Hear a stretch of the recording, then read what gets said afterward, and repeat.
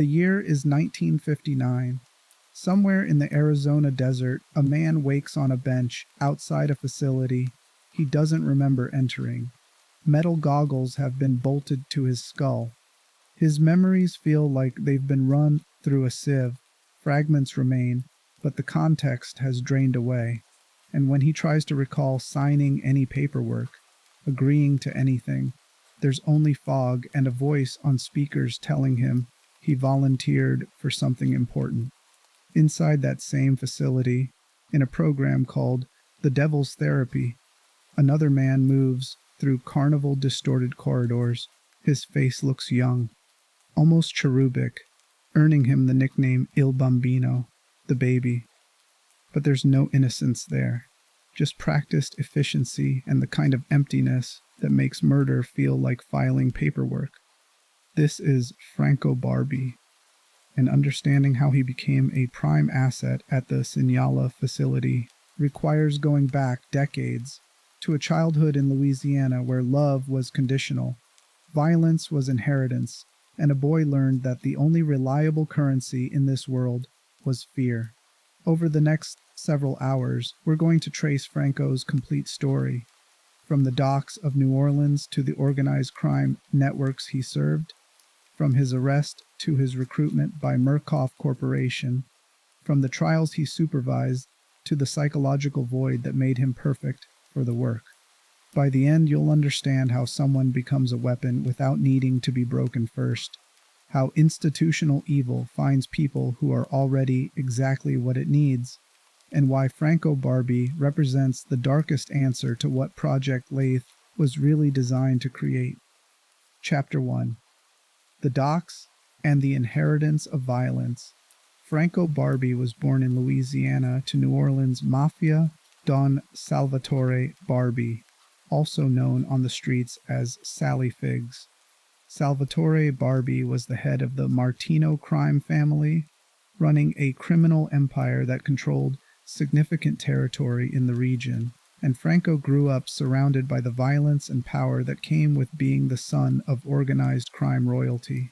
His father's organization controlled dock operations, cargo that needed to disappear, shipments that couldn't go through official channels.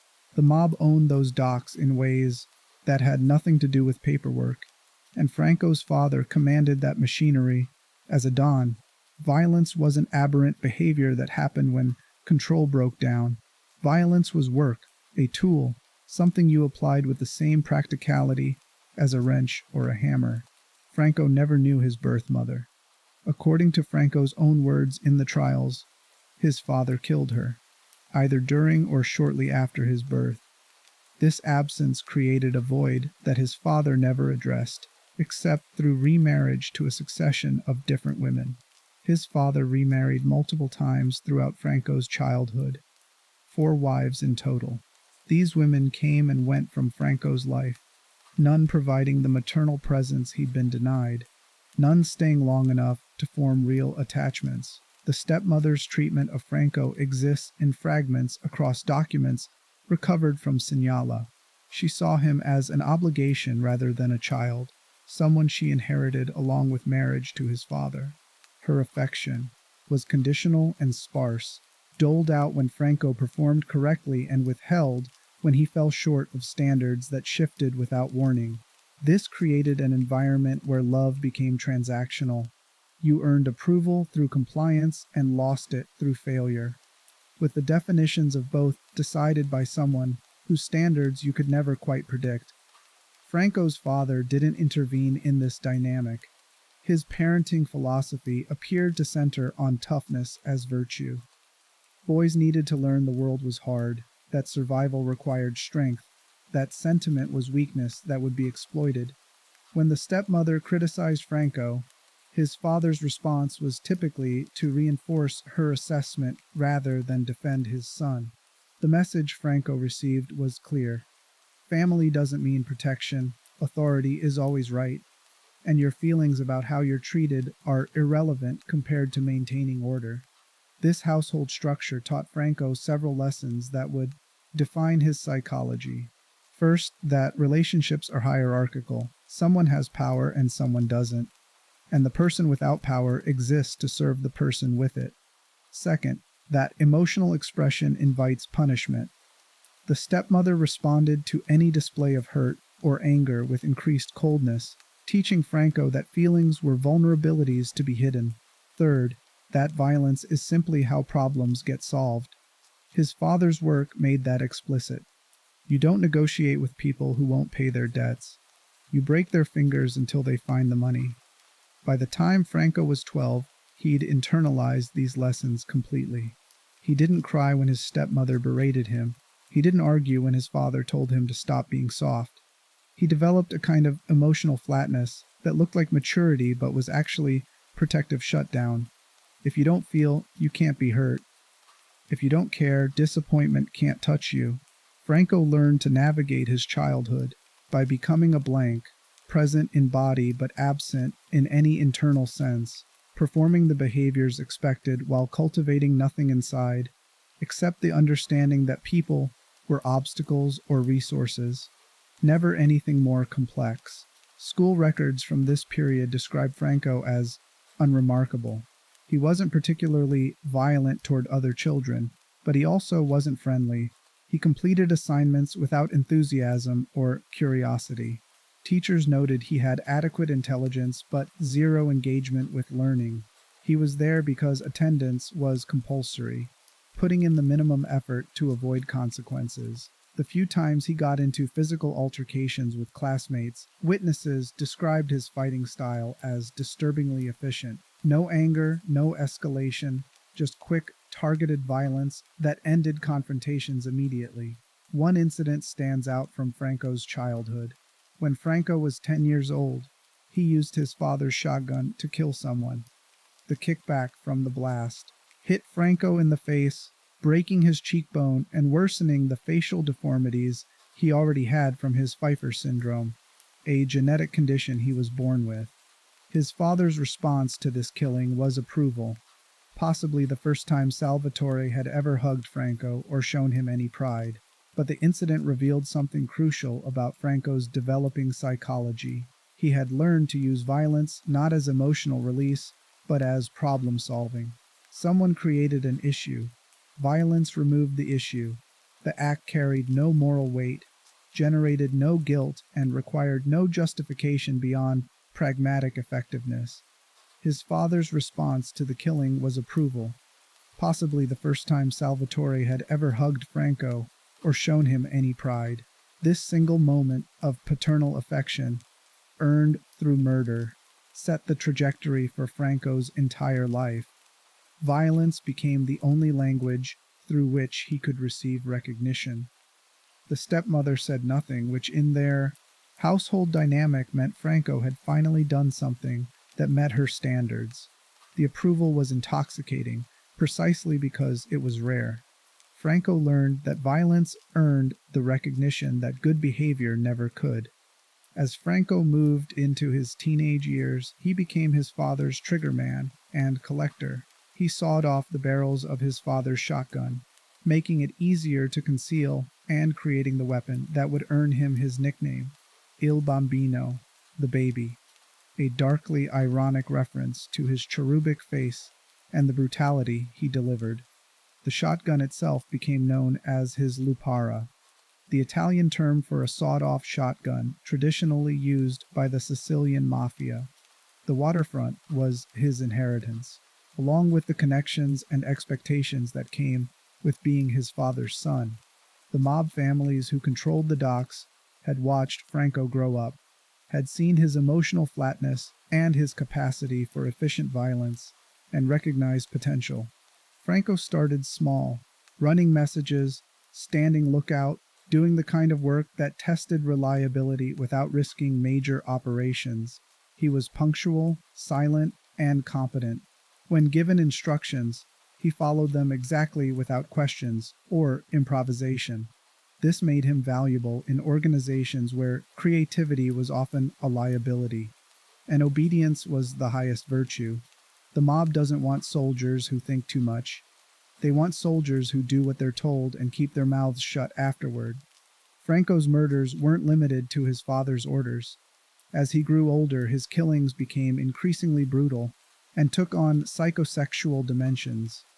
He murdered prostitutes with extreme violence, his victims described as looking chewed up by the savagery inflicted on them.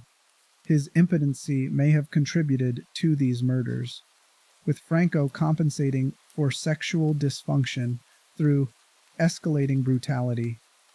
Previous collection attempts had failed because the target kept promising payment was coming, buying time with excuses and partial payments that never resolved the principle. Franco was told to get the money, or make it clear that further delays would be unacceptable. He found the target at his apartment, knocked on the door, and when the man answered, Franco didn't make a speech about the debt, or deliver threats about what would happen if he didn't pay. He simply stepped inside, broke the man's hand with a hammer he'd brought for the purpose, and told him he had 24 hours to deliver the full amount, or the next visit would involve both hands and both knees. The money was delivered within 12 hours. Franco's handler was impressed by the efficiency and the total absence of unnecessary drama. Many young men doing this kind of work felt the need to posture, to make the violence theatrical, to prove their toughness through excessive brutality. Franco applied exactly the amount of force necessary to achieve the objective, nothing more and nothing less. This suggested not just competence, but the right psychological profile, someone who viewed violence as a tool rather than an expression of identity. Over the next several years, Franco became a reliable enforcer for mob operations in New Orleans. He handled collections, delivered warnings, and occasionally dealt with people who posed problems too significant to be resolved through intimidation alone. His nickname, Il Bambino, the baby, came from the jarring contrast between his youthful face and the cold efficiency of his work. People would see his cherubic features and make the fatal mistake of underestimating him, right up until the moment his knife found their ribs. Franco preferred knives to guns for several practical reasons.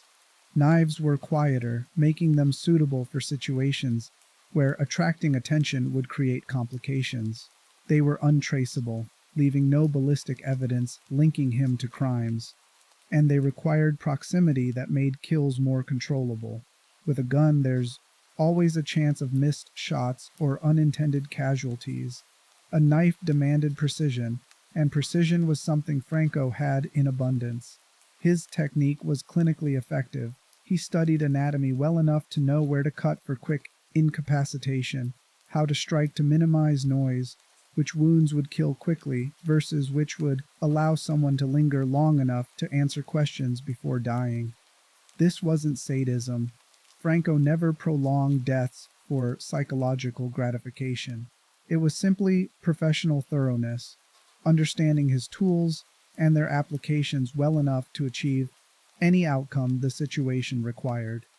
Eventually, Franco's violence drew too much attention even for his well-connected father to protect him from. The circumstances that led to his exile from Louisiana involve conflicting accounts. One version suggests the police interest in the Martino crime family made Franco a liability his father needed to distance himself from.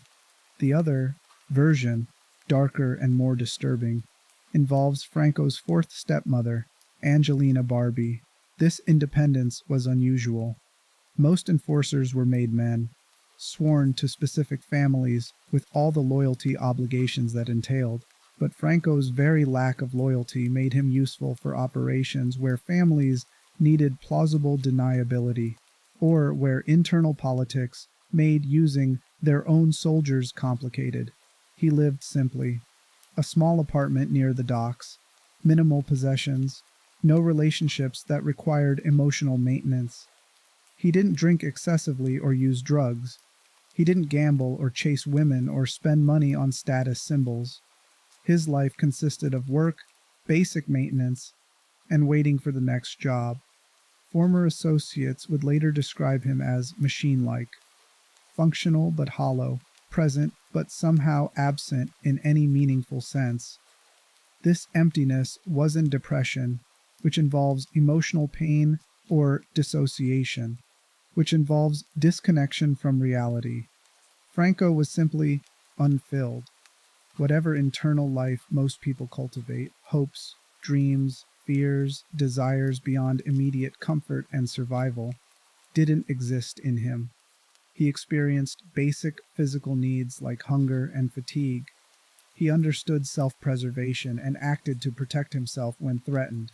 But the complex, emotional landscape that shapes most human behavior had never developed, or had been so thoroughly suppressed in childhood that it might as well have never existed.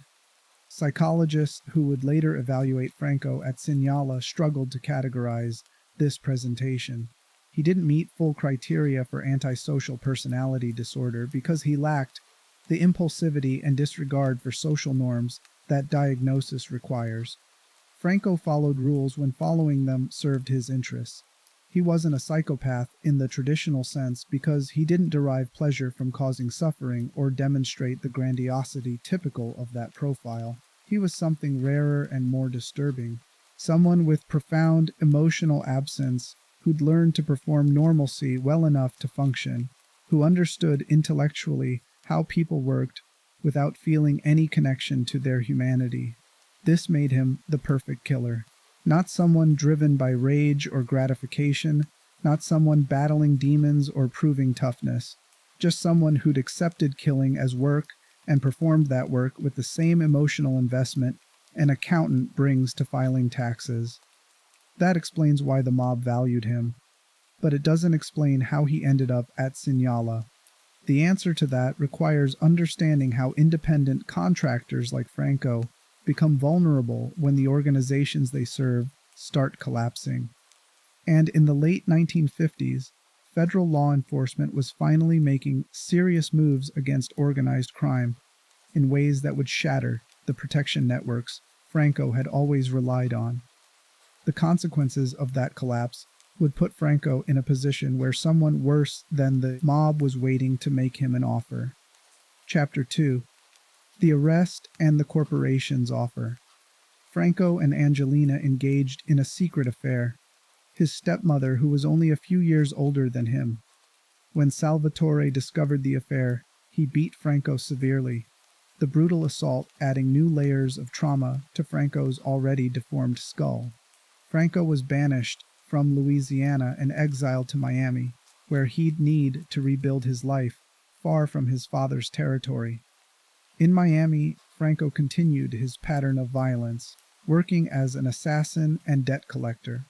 Franco became involved with the counter-revolutionary Cuban community in Florida, participating in raids on Cuban soil that resulted in numerous deaths. His violence went far beyond operational objectives. He killed opportunistically, slaughtering civilians during the chaos. He was eventually deemed too extreme and expelled from these operations. Murkoff Corporation became aware of Franco through these activities.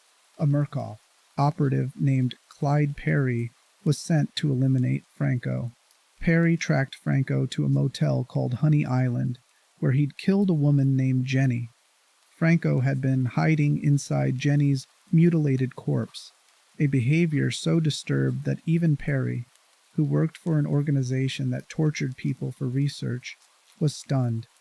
Franco used that moment of shock to gain the upper hand, beating and disarming Perry, shooting him in the leg with his Lupara, and killing another motel patron who walked into the room during the confrontation. But Perry survived and reported back to Murkoff. Rather than sending another team to kill Franco, the corporation made a different calculation. Franco's psychological profile was exactly what they'd been looking for. Someone with extreme capacity for violence, sexual deviance that could be channeled into specific programs, and complete absence of conscience. Instead of eliminating the problem, Murkoff recruited him. They offered structure, institutional protection, and the opportunity to indulge his worst impulses under the guise of legitimate research. Franco's alternative was being hunted by Murkoff's resources until they succeeded in killing him. The alternative was proceeding to trial, and accepting the consequences of conviction. Franco asked 3 questions. First, was the offer legitimate, or would accepting it simply result in him disappearing into some nightmare worse than prison? The attorney provided documentation. Murkoff had successfully intervened in similar cases before, and the corporation's connections to federal law enforcement and intelligence agencies were genuine. They had the capacity to deliver on their promises. Second, what exactly would the work involve? The attorney was frank, overseeing stress exercises that would sometimes involve physical intimidation of program participants, potentially including violence that would be legally protected under the research protocols. Participants were volunteers who'd signed extensive liability waivers, and Murkoff's institutional protections meant that actions taken within program parameters couldn't be prosecuted. Third, what happened if he refused the offer? The attorney's answer was simple: nothing. The offer would be withdrawn. His current legal representation would continue handling his case to the best of their ability, and he'd proceed to trial with whatever outcome resulted. Murkoff wasn't threatening him. They were providing an alternative. Franco took approximately 30 seconds to decide. The calculation was straightforward: certain death or life imprisonment versus 5 years of work that sounded functionally identical to what he'd already been doing for the mob, except with legal protection and institutional backing. The fact that Murkoff's research sounded ethically questionable was irrelevant to his decision-making process. Franco had never evaluated his work in moral terms, only practical ones. He accepted. Franco was recruited and brought to Sinyala through Murkoff's direct intervention, taken into their custody and transported to Arizona. The mob families watching the case were puzzled but ultimately relieved. Franco remaining silent in federal custody was preferable to him being convicted and potentially cooperating to reduce his sentence. That he'd been released suggested either extraordinary legal luck or that someone with significant influence had intervened on his behalf for reasons that weren't clear but also weren't their problem. Franco was processed out of federal custody and immediately transferred to Murkoff's control. He was transported to Arizona, to a facility in the desert that official records identified as a government research installation studying Cold War psychological preparedness. The facility's actual name, Sinyala, meant nothing to Franco initially. He understood he'd be working with program participants, helping to conduct stress exercises, and that Murkoff expected professionalism and discretion. What he didn't understand yet, what Murkoff hadn't fully explained because the explanation would have been meaningless without context, was that he was entering a place where the boundaries of acceptable human behavior had been systematically erased, where a psychiatrist named Hendrik Joliet Easterman had spent years developing techniques to break and reprogram human consciousness, and where Franco's profound emotional absence would make him one of the most effective instruments of institutional horror ever created. But that realization would come gradually, as Franco learned exactly what Project LATHE was designed to achieve and what role prime assets like him played in achieving it. Chapter 3: Sinyala and the Discovery of Purpose. Franco arrived at the Sinyala Facility in early 1959, transported in an unmarked vehicle that drove through desert for hours before reaching a sprawling complex that looked half military installation and half university campus. The above-ground structures were administrative buildings and dormitories for staff, ordinary enough that anyone seeing the facility from a distance would assume it was exactly what its cover story claimed: a government research center. The real facility was below ground. Massive corridors connected programs designed to resemble familiar civilian spaces, police stations, orphanages, factories, courtrooms. These weren't actual civic buildings, but theatrical spaces, environments built to feel real enough that the people moving through them would accept their reality even as that reality bent toward nightmare. Franco was briefed by Murkoff personnel who handled prime asset orientation.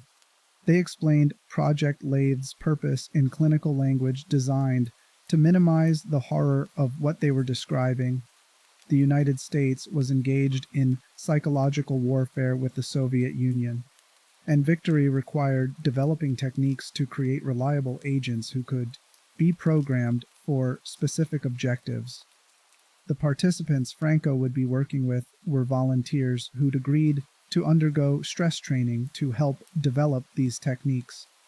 His role as a prime asset would be to apply controlled psychological pressure within program parameters, helping push participants toward the psychological states the research required.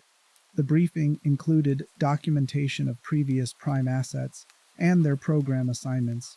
Franco met Leland Coyle, a former police officer who ran a program called Snitches Get Stitches, set in a distorted police station environment.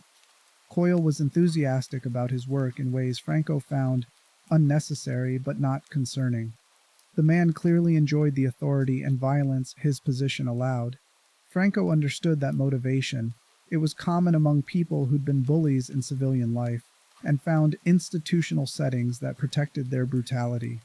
He was introduced to Phyllis Futterman, who went by Mother Gooseberry, a woman with severe dissociative identity disorder who presided over a program set in an orphanage.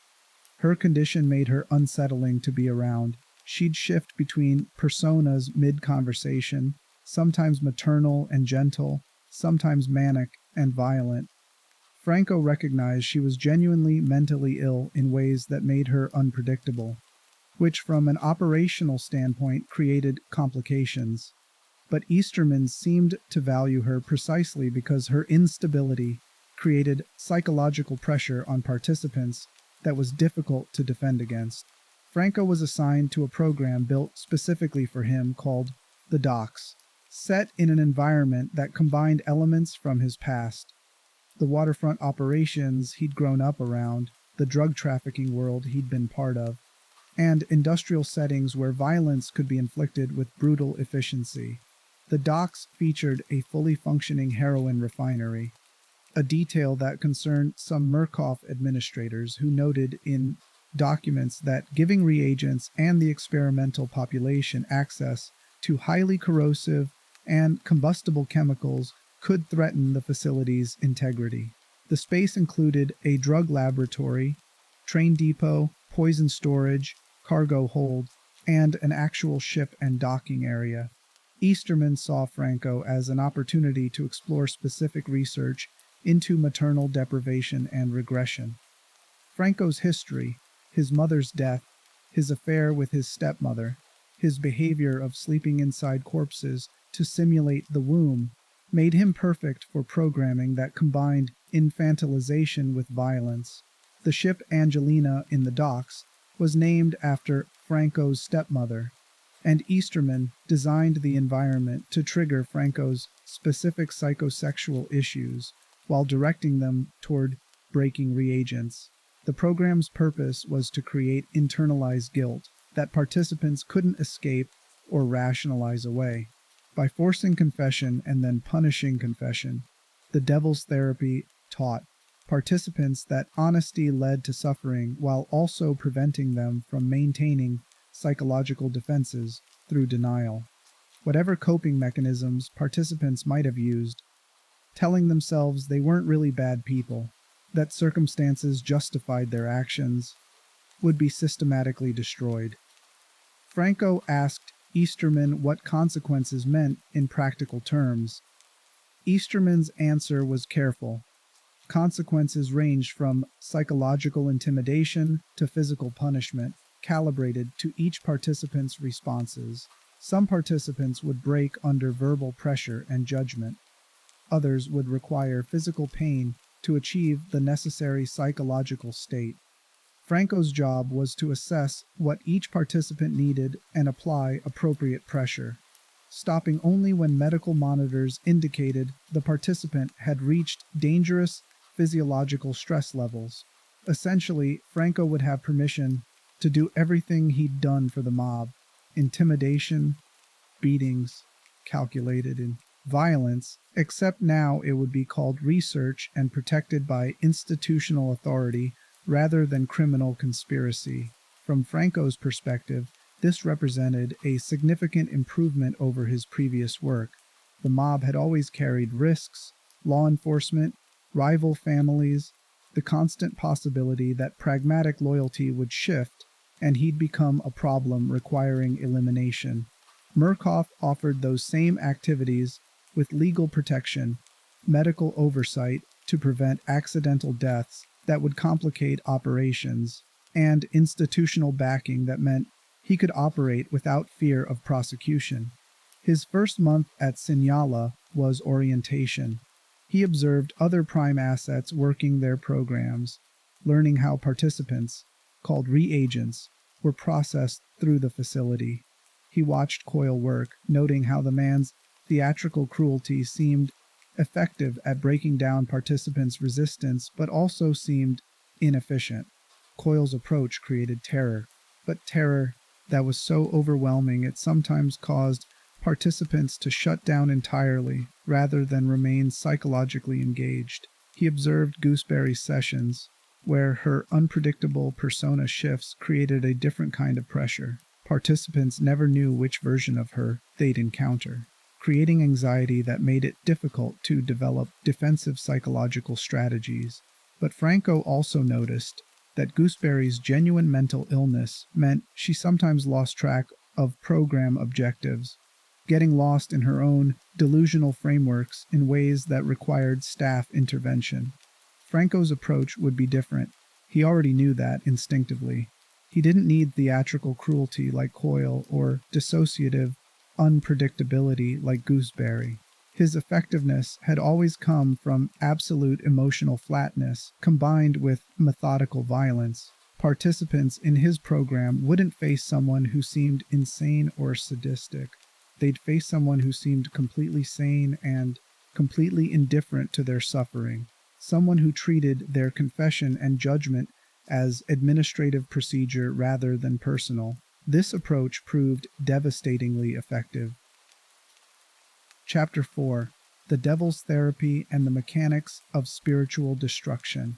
Franco's first session with a reagent occurred 6 weeks after his arrival at Sinyala. The participant was a man in his 30s who'd been processed through several other programs already. He'd survived Coyle's interrogations and Gooseberry's orphanage, each experience leaving psychological damage that Easterman's monitoring indicated had created vulnerabilities the Devil's Therapy could exploit.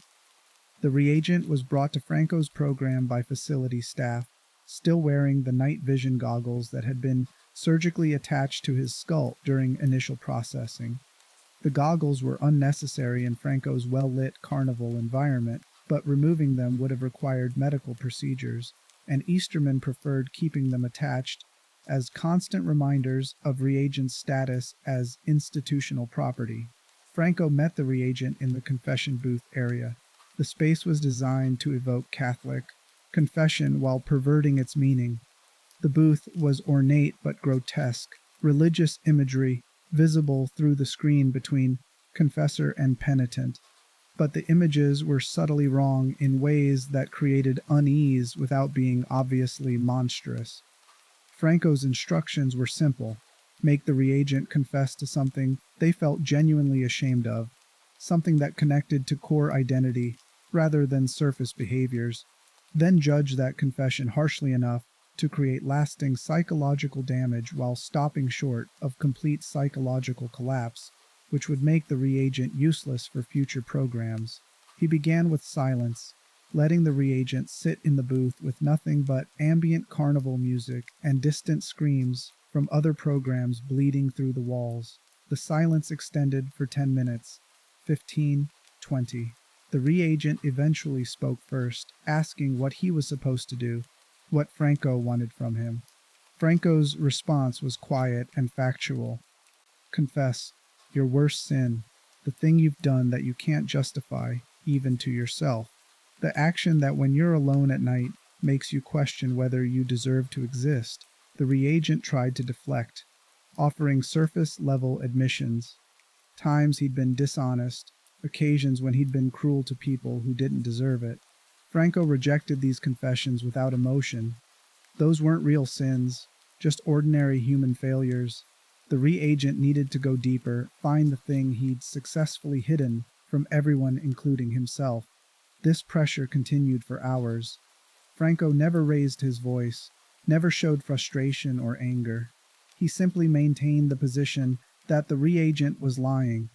That real confession required absolute vulnerability, and that until that vulnerability was demonstrated, judgment couldn't proceed. The psychological pressure came from Franco's complete certainty combined with the reagent's increasing desperation to satisfy an impossible standard. Eventually, chemically exhausted and psychologically worn down, the reagent confessed to something genuinely shameful. Specific details aren't documented, but monitoring notes indicate the confession involved harm the reagent had caused someone vulnerable. Actions that violated his sense of himself as a fundamentally decent person. Franco listened without comment. When the confession finished, he told the reagent to step out of the booth and follow him to the judgment area. This space resembled a carnival game booth crossed with a torture chamber. Bright lights, cheerful signage, and equipment designed to cause pain without permanent physical damage. Franco explained with the same emotional flatness he'd maintained throughout the confession that the sin required punishment, that the reagent's guilt was real and deserved consequences, and that what happened next was the reagent's own fault for being the kind of person who'd do what he'd just admitted to. The punishment involved electrical shocks, calibrated to be intensely painful but non-lethal, applied while Franco reminded the reagent of specific details from the confession. The session lasted 45 minutes before medical monitors indicated the reagent's stress levels were approaching dangerous thresholds. Franco stopped immediately, following protocols exactly, and had facility staff return the reagent to the sleep room. Easterman reviewed the session recordings and was impressed by several elements of Franco's approach. First, the extended silence and emotional absence had created pressure without theatricality, making the reagent feel like he was failing an objective standard rather than being tortured by a sadistic authority figure. Second, Franco's complete lack of anger or satisfaction during punishment made the violence feel inevitable and impersonal, as though the universe itself was delivering consequences, rather than an individual making choices. Third, Franco had demonstrated precise control, pushing the reagent to psychological breaking points while maintaining awareness of physiological limits. This combination of qualities, emotional absence, methodical cruelty, precise control, made Franco exactly what Project LATHE 2 needed. Where Coyle was useful for creating terror and Gooseberry was effective at generating confusion, Franco created something more insidious, the sense that judgment was deserved, that punishment was appropriate, that the suffering wasn't someone's cruelty but the natural consequence of being fundamentally flawed. Over the following months, Franco processed dozens of reagents through the Devil's Therapy. His program became a standard component of the facility's operations. Positioned late in the sequence after other programs had already created psychological vulnerabilities that Franco's approach could exploit, reagents who entered his program had already been broken in various ways. They'd betrayed fellow regents under Coyle's pressure. They'd participated in Gooseberry's nightmares. They'd learned that resistance brought worse outcomes than compliance. Franco taught them something additional, that they deserved what was happening to them, that their suffering wasn't institutional cruelty but personal karma. That confession brought punishment rather than absolution, and that no amount of honesty or vulnerability would lead to mercy because they were fundamentally unworthy of mercy. This psychological operation achieved several objectives Easterman considered valuable. It created internalized shame, that persisted even after reagents left specific programs. It trained reagents to associate honesty with punishment, making them less likely to seek help or reveal program details if they were ever released. And most importantly, it broke down the participants' sense of moral worth, making them more willing to accept that they were property rather than people, tools rather than humans. Franco performed this work with the same emotional investment he'd brought to mob enforcement, which is to say, none. He wasn't motivated by sadism or righteousness. He didn't believe the reagents actually deserved punishment any more than he believed his mob victims had deserved death. He simply had a job, and he performed that job with professional competence. But there was one element of Franco's work that distinguished him from being completely machine-like, and it's subtle enough that it appears only in careful review of session recordings and staff observations.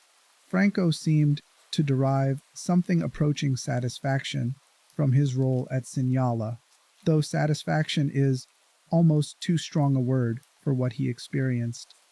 More accurately, Franco's work at Sinyala gave him something his mob career had never provided: institutional validation.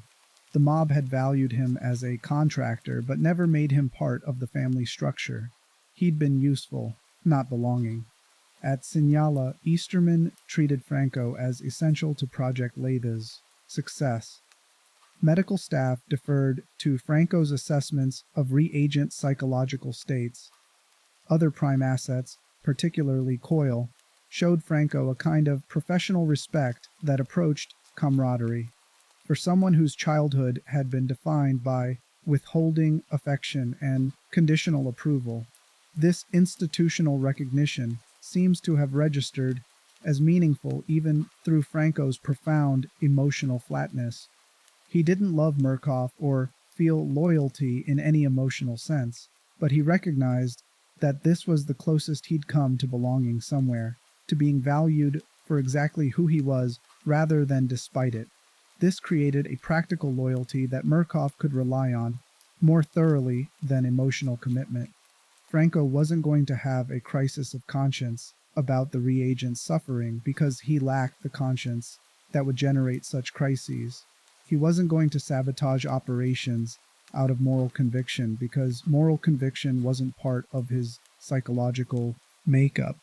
And he wasn't going to flee or betray Murkoff because his position at Sinyala was objectively better than any alternative available to him. He was the perfect instrument because he'd been shaped into exactly that long before Murkoff found him. The corporation didn't need to break Franco Barbi. They just needed to give him permission to be himself within a structure that called it research instead of murder.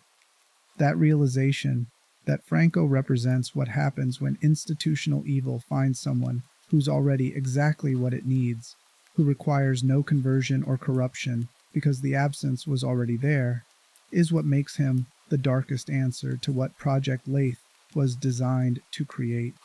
Easterman wanted to manufacture compliant weapons from ordinary people, but Franco proved that some people are already weapons, just waiting for someone to point them at targets and tell them it's acceptable to fire. Chapter 5: The Psychological Void and What It Reveals About Evil. Understanding Franco Barbi requires confronting an uncomfortable reality about how we conceptualize evil. The dominant narrative framework treats cruelty as something that happens when good people break, when trauma or ideology or circumstance transforms ordinary humans into monsters. This framework is comforting because it implies evil is exceptional, that most people possess moral cores that would resist participating in atrocity under normal conditions. Franco challenges that framework completely.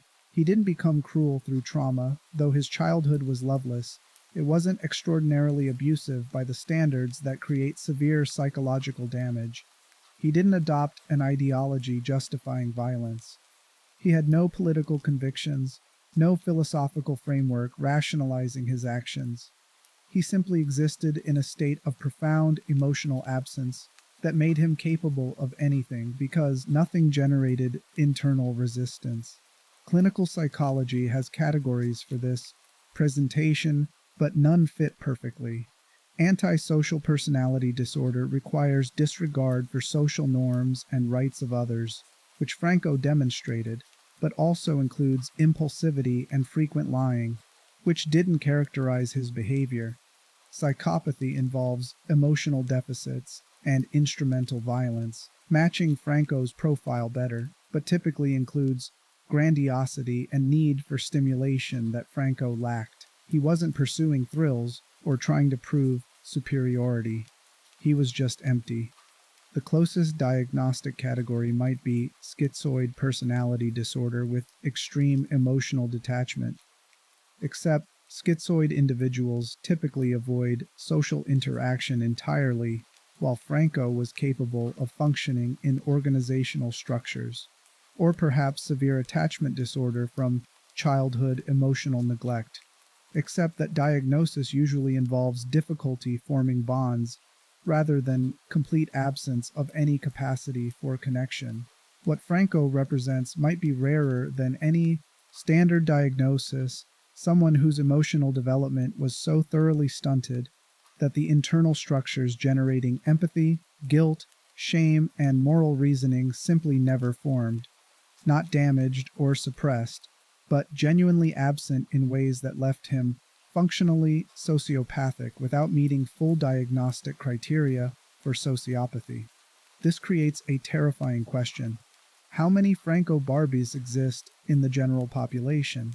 People who navigate society successfully, not because they've overcome violent impulses, but because they've never experienced those impulses as wrong, who refrain from cruelty only because consequences make it impractical, who would commit atrocity the moment institutional structures made it safe and rewarding to do so? The research on this question is deeply unsettling. Studies of moral development suggest most humans acquire empathy and conscience through combination of neurological development and social learning during childhood. When that process fails, through genetic factors, early trauma, or environmental deprivation, the result can be individuals who intellectually understand moral rules but don't feel their weight, who can articulate why murder is wrong without experiencing any internal resistance to murder. These individuals aren't necessarily violent. Many function as productive citizens, channeling their emotional absence into careers requiring detachment, surgery, corporate leadership, certain types of research. But they're also vulnerable to recruitment by institutions that value their specific combination of competence and absence of moral constraint. The military, intelligence agencies, and, as Project LATHE demonstrated, corporate research programs conducting work that would horrify people with intact empathy. Franco's success at Sinyala proves that institutional evil doesn't need to create monsters. It just needs to find people like Franco and provide them with structure, authority, and targets. The transformation isn't psychological. Franco didn't change at Sinyala. The transformation is situational, taking someone who might have lived entire life as an emotionally detached loner and putting him in circumstances where emotional absence becomes a devastating weapon. This has implications for how we understand atrocity more broadly. When examining historical horrors, the Holocaust, the Rwandan genocide, systematic torture programs during the Cold War, there's often focus on how ordinary people were transformed into perpetrators, how propaganda worked, how dehumanization made victims seem less than human, how authority structure suppressed individual conscience. But Franco suggests another category of perpetrator, people who didn't need transformation, who were already psychologically capable of anything and simply needed permission. These individuals are force multipliers for institutional evil, serving as instruments who can train and brutalize others without experiencing the psychological costs that eventually break even hardened sadists. The Milgram experiments demonstrated that most people will administer what they believe are fatal electric shocks to strangers when instructed by authority figures, revealing humanity's disturbing capacity for obedience-driven cruelty. But those experiments also showed that participants experienced significant distress while following orders, sweating and trembling and expressing reluctance even as they complied. Franco would have administered those shocks without distress, without reluctance, without any physiological stress response. He'd simply follow the instructions because the experiment demanded it. Experience no internal conflict because no conflicting values existed to generate conflict. That absence of internal struggle is what made him invaluable to Murkoff. Reagents who encountered Coyle faced someone whose cruelty was driven by sadistic pleasure, creating a psychological dynamic where they could at least understand their tormentor's motivation. Reagents facing Gooseberry encountered someone clearly insane, allowing them to maintain distinction between themselves and their abuser. But reagents facing Franco encountered someone who seemed completely sane, completely in control, and completely indifferent to their humanity. This created a unique kind of horror. Franco wasn't having fun torturing them, which might have given them something to hate or resist. He wasn't lost in delusion, which might have let them maintain psychological distance. He was simply doing his job with professional competence, and their suffering was just a necessary component of that job, no more emotionally significant than paperwork. This professionalization of cruelty is what makes institutional atrocity possible at scale. Individual sadists eventually burn out or become liabilities. Ideologically motivated perpetrators can lose faith or experience cognitive dissonance. But people like Franco can continue functioning indefinitely because they're experiencing no psychological cost from their actions. They're not accumulating trauma or guilt that will eventually manifest as breakdown. They're just working. The question becomes, what responsibility does society bear for people like Franco? He didn't choose to lack empathy any more than people choose to develop empathy. His emotional absence was probably determined by a combination of genetic factors and childhood environment, neither of which he controlled. If his psychology was essentially set by age 12, before he had capacity to make meaningful choices about his own development, can we call him evil in any meaningful sense? One answer is that evil is defined by actions rather than internal states. That whether Franco felt guilt about killing is irrelevant compared to the fact that he killed. This consequentialist framing focuses on harm caused rather than perpetrator's psychology. By this standard, Franco is absolutely evil regardless of his internal experience. Another answer is that evil requires conscious choice to violate known moral standards. That Franco's inability to feel moral weight of his actions means he's more like natural disaster than criminal. This perspective would classify Franco as dangerous but not evil, requiring containment rather than moral judgment. The answer I'd argue for is more complex. Franco is evil because he maintained enough cognitive function to understand that his actions caused suffering, even though he didn't feel that suffering mattered. He knew the reagents were experiencing pain, knew they were begging for mercy, knew that what he was doing to them would cause lasting psychological damage. His emotional absence didn't create intellectual ignorance. He simply didn't care. That choice to act on knowledge without caring is where evil resides. Not in the absence of empathy itself, but in the decision to leverage that absence into cruelty when alternatives existed. Franco could have refused Murkoff's offer. He could have served his prison sentence rather than participate in Project LATHE. He chose to work at Sinyala because it benefited him, fully aware that his benefit came at cost of others' destruction. The fact that this choice generated no guilt doesn't make it less evil. It might make it more evil, demonstrating that moral violation can become banal administrative procedure when performed by people who experience no internal resistance. Hannah Arendt's concept of the banality of evil was based on observing Adolf Eichmann, who participated in genocide while maintaining bureaucratic mentality and claiming he was just following orders. Franco represents an even more disturbing form of banal evil, participation in atrocity, without even the cognitive dissonance that made Eichmann construct elaborate justifications. Franco needed no justifications because he experienced no conflict requiring justification. He did the work because it was work, and the fact that work involved destroying human beings was simply an operational detail, no more emotionally significant than the fact that assembly line work involves manufacturing car parts. This brings us to the question that makes Franco's story genuinely frightening beyond the immediate horror of what he did at Sinyala. If people like Franco exist, possibly in larger numbers than we'd like to believe, what prevents them from gravitating toward institutions where their absence becomes weapon? The answer is probably nothing prevents it. In fact, such institutions actively attract people with Franco's psychological profile, precisely because emotional absence is advantage in roles requiring calculated cruelty. Intelligence agencies recruiting interrogators don't want people who'll agonize over torture's morality.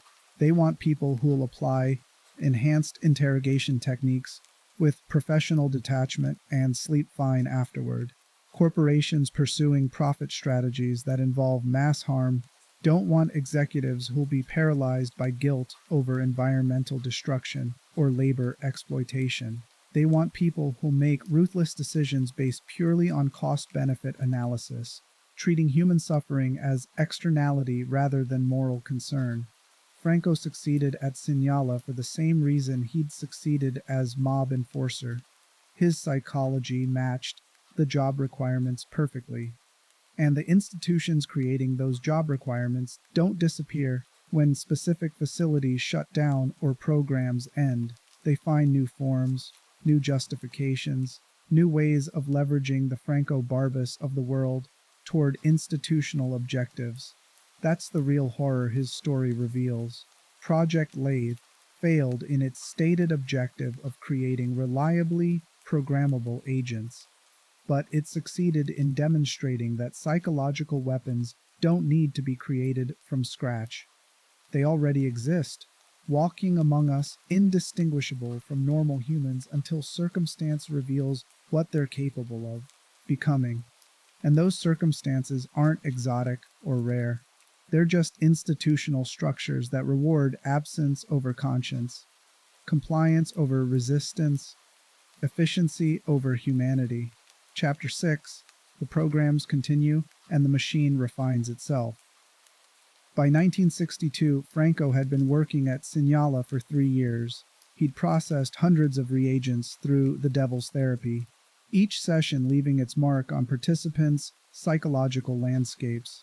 Easterman's monitoring data showed that reagents who completed Franco's program demonstrated significantly higher rates of what the documentation called behavioral compliance. They were less likely to resist subsequent program objectives, more willing to harm other reagents when instructed, and showed decreased psychological resistance to accepting their status as institutional property. This success led Easterman to expand Franco's role beyond the Devil's Therapy program.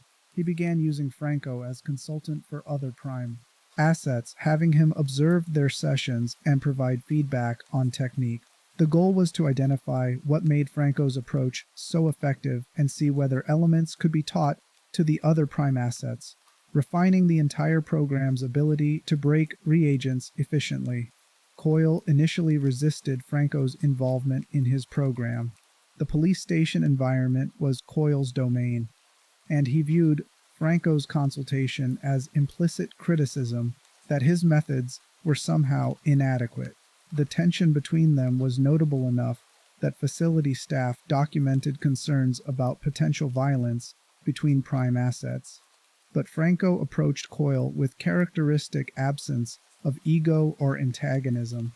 He observed several of Coyle's sessions and then offered observations framed purely as operational suggestions rather than personal critique.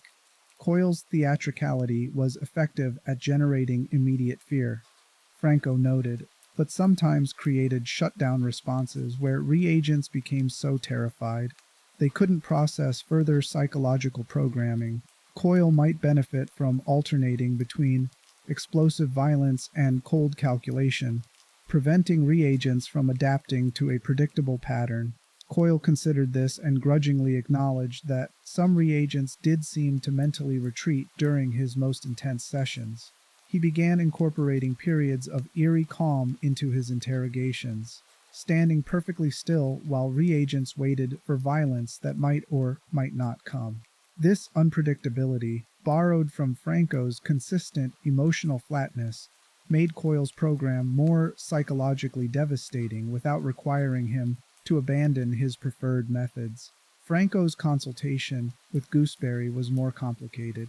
Her dissociative identity disorder meant she experienced reality in fragmented, contradictory ways that made analyzing her technique nearly impossible. During their meeting, she shifted between personas multiple times. The maternal figure cooing about, protecting children, the manic personality treating everything as a game, and darker alters that emerged briefly before retreating. Franco recognized that Gooseberry's effectiveness came precisely from her genuine mental illness, something that couldn't be replicated or refined through technique analysis, but he did suggest modifications to her program environment. The orphanage setting was already disturbing, but Franco noted that Gooseberry's unpredictability worked better when reagents had moments of false hope, corners of the orphanage that seemed safe, brief interactions where Gooseberry appeared almost normal, creating cognitive dissonance between the horror they'd experienced and the possibility that maybe she wasn't entirely dangerous. Easterman implemented these suggestions, adding areas to the orphanage that felt temporarily protective before Gooseberry would inevitably appear, and demonstrate that nowhere in her domain was actually safe.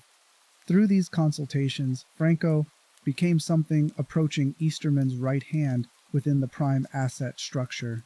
He wasn't officially supervisory. Murkoff's hierarchy kept prime assets technically equal in organizational terms, but in practical operation, the other assets began deferring to Franco's assessments and adopting elements of his approach. This elevation in status came with expanded privileges. Franco was given private quarters rather than the shared dormitories most prime assets occupied. He received better food, access to recreational materials like books and magazines, and occasional supervised trips outside the facility's immediate perimeter. These privileges weren't rewards in any emotional sense.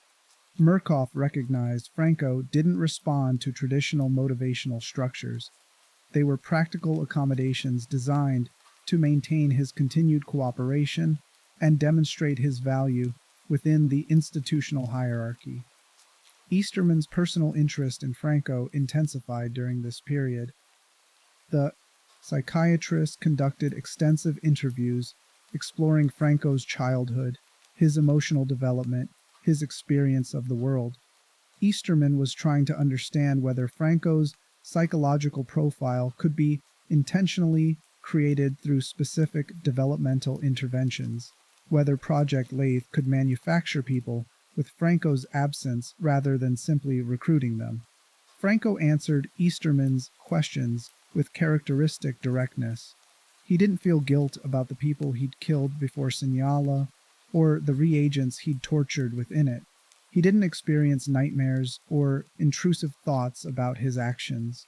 He didn't feel loyalty to Murkoff in any emotional sense, but he understood the arrangement was mutually beneficial and saw no reason to violate it. He experienced basic physical pleasures. Good food tasted better than bad food. Comfort was preferable to discomfort, but nothing approaching complex emotional satisfaction. When Easterman asked whether Franco had ever loved anyone, Franco's response was simply that he didn't understand what that word meant in the way other people seemed to use it. He'd observed people claiming to love family members, romantic partners, even abstract concepts like country or God, but the internal experience they described caring about someone else's well-being more than your own, feeling pain at their suffering, experiencing joy at their happiness, was completely foreign to him. He could intellectually understand these were feelings people had, the same way he could intellectually understand that some people experienced religious ecstasy or patriotic fervor, but he'd never personally experienced anything resembling those states. Easterman found this fascinating and deeply troubling. Franco represented a kind of perfect psychopathy, functional intelligence, emotional absence, and complete lack of moral constraint. But if that profile was primarily genetic or developed so early that intervention was impossible, then Easterman's goal of manufacturing such individuals through controlled trauma and programming might be unachievable. You couldn't create an absence that profound through breaking someone. You could damage people, fracture their emotional lives, make them compliant or desperate or broken. But creating true emptiness, like Franco's, might require starting with developmental factors that no laboratory environment could replicate. This realization created a tension in Easterman's research. Project LATHE was theoretically about creating programmable agents, people whose personalities could be erased and rebuilt according to Murkoff's specifications. But the most effective prime asset in the facility wasn't someone Easterman had created. Franco was someone who'd arrived already exactly what the project needed, suggesting that the whole premise might be flawed. If psychological weapons like Franco occurred naturally, even if rarely, then maybe the optimal strategy wasn't trying to manufacture them, but simply identifying and recruiting them from the general population. This would require different infrastructure, psychological screening programs, relationships with criminal justice systems to identify suitable individuals before conviction, networks within military and intelligence communities to flag soldiers and operatives who demonstrated Franco's profile.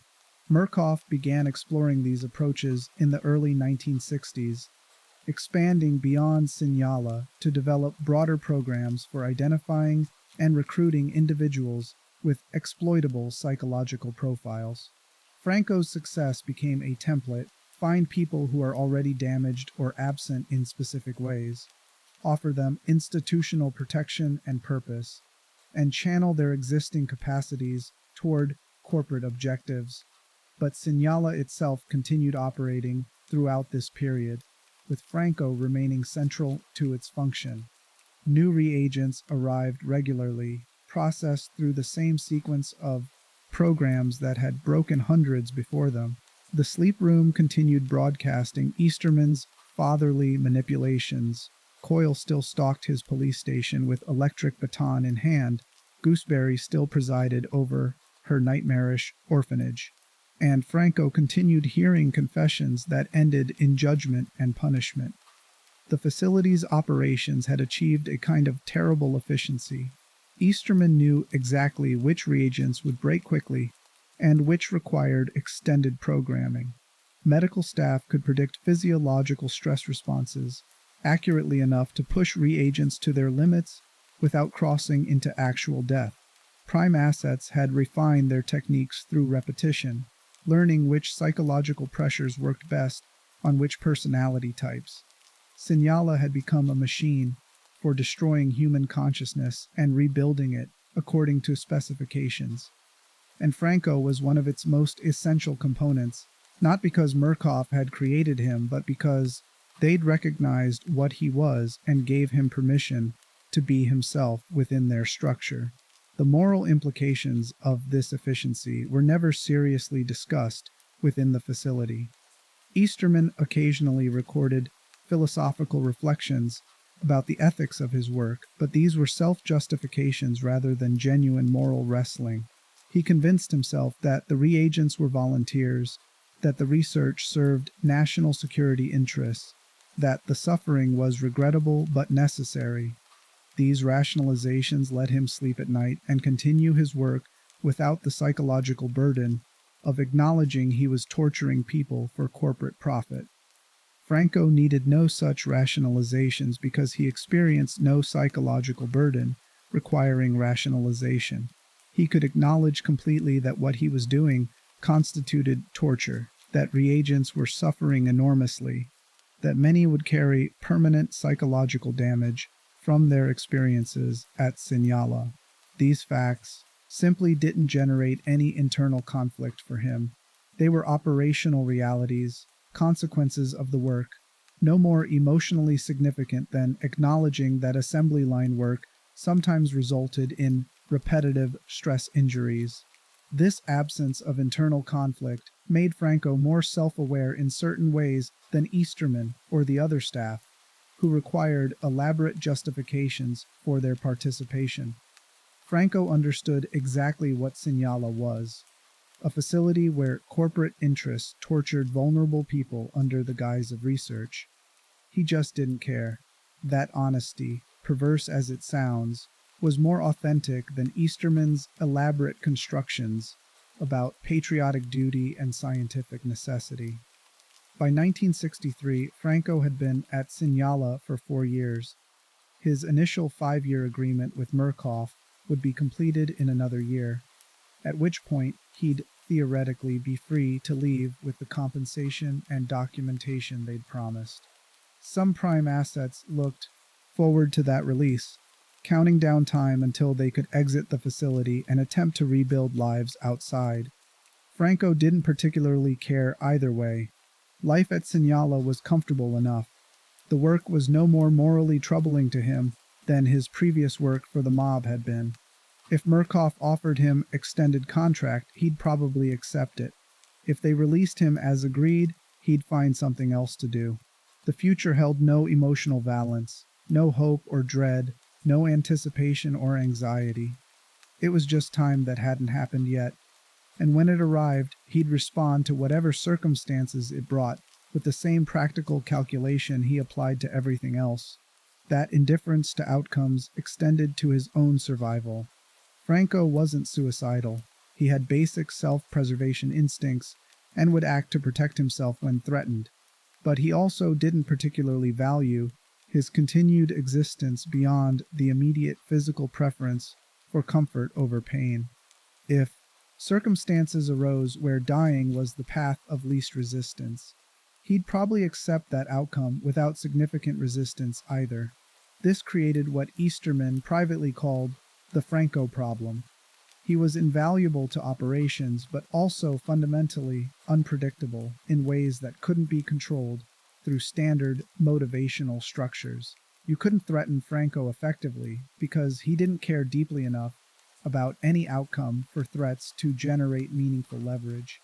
You couldn't reward him effectively because his emotional range was too limited for rewards to create strong incentives.